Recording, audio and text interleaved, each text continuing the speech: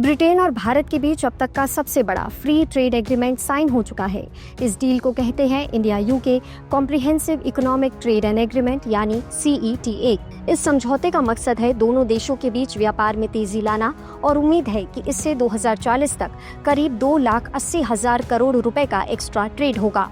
अब सवाल है भारत को क्या मिलेगा, क्या क्या चीजें सस्ती होंगी, साथ ही इस डील से दोनों देशों का क्या फायदा होगा। तो चलिए इस वीडियो में जानते हैं। अब भारत के 99% सामान यूके में बिना टैक्स के बेचे जा सकेंगे, यानी कि उन पर कोई भी एक्स्ट्रा चार्ज नहीं लगेगा।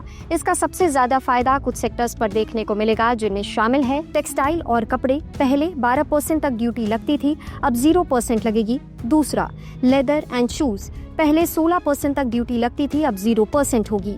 James, jewelleries, furniture, sports goods पर भी पहले 4% तक ड्यूटी लगती थी, अब 0% होगी।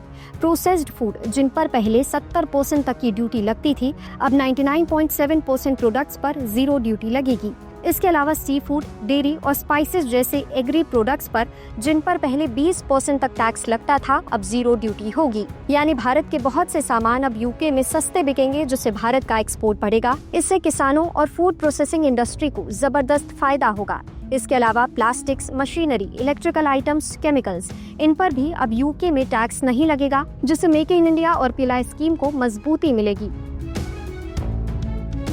ये जानना बहुत ही दिलचस्प है कि आखिर इस डील के बाद भारत में क्या क्या चीजें सस्ती हो जाएंगी। तो जान लीजिए कि यूके इंडिया ट्रेड डील के बाद से अब भारत में विस्की और इम्पोर्टेड गाड़ियां सस्ती हो जाएंगी। अभी विस्की पर 150% टैक्स लगता है, ये तुरंत घटकर 75% हो जाएगा और अगले 10 सालों में ये 40% तक आ जाएगा। ब्रांडी और रम जैसी ड्रिंक्स पर टैक्स 110% हो जाएगा, जो अभी 150% था। इसके अलावा यूके की गाड़ियां जैसे BMW, जगुआर, निसान अब इंडिया में सस्ती हो सकती हैं। अभी कारों पर 110% तक टैक्स लगता है। आने वाले 5 सालों में कोटा सिस्टम के जरिए ये टैक्स 10% तक कम हो जाएगा। अब बदले में भारत क्या देगा और इससे यूके को क्या फायदा मिलेगा, आइए ये भी जान लेते हैं। अब यूके की इलेक्ट्रिक और हाइब्रिड कार्स को भी कोटा के जरिए भारत में एंट्री मिलेगी।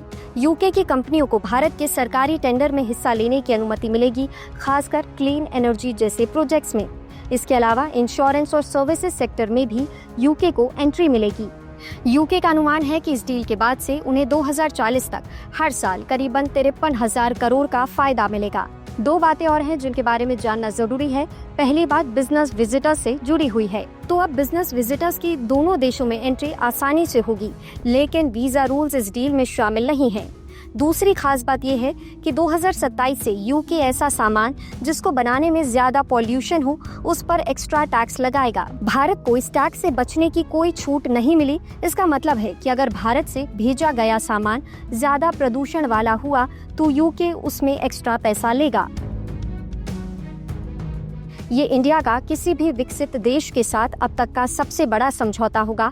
इंडिया यूके ट्रेड डील से भारत के लाखों छोटे कारोबारियों, किसानों, MSME सेक्टर को फायदा होगा। इस डील से यूके में बहुत से सामान सस्ते होंगे, जैसे कपड़े, ज्वेलरी, फर्नीचर। साथ ही भारत में भी विस्की और इम्पोर्टेड गाड़ियां सस्ती होगी। कुल मिलाकर ये डील एक इकोनॉमिक और एक स्ट्रैटेजिक मूव होगा, जिससे भारत के एक्सपोर्ट को भी फायदा मिलेगा। आपके इस बारे में क्या राय है, हमें कॉमेंट सेक्शन में जरूर बताएं और ऐसी ही खबरों के लिए देखते रहें जी बिजनेस।